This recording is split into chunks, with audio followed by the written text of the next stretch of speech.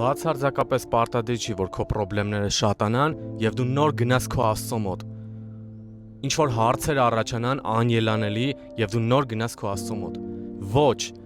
Երբ որ քեզ մոտ ամեն բան կարգին է, երբ որ քեզ մոտ ամեն բան շատ լավ է, կարծես ամեն բան դասավորված է, հենց այդ ժամանակ գտիր պատճառ Աստծուն շնորհակալություն հայտնելու։ Գտիր պատճառ Աստծուն աղոթելու, ինչ որ պատճառ գտիր, ինչ որ մի բան գտիր, նայիր քո օրվա ավարտին, տես ինչերից է քեզ Աստված ազատել։ Շնորհակալ եղիր նրանից, միշտ թող քո շնորհակալության խոսքը նրա ականջին լինի։ Նա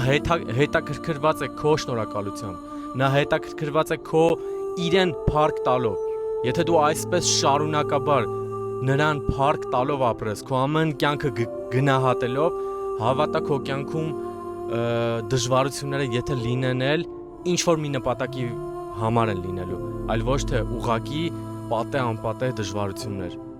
Նպատակով, ամեն բան նպատակով։ Թող Աստված օրհնի քեզ։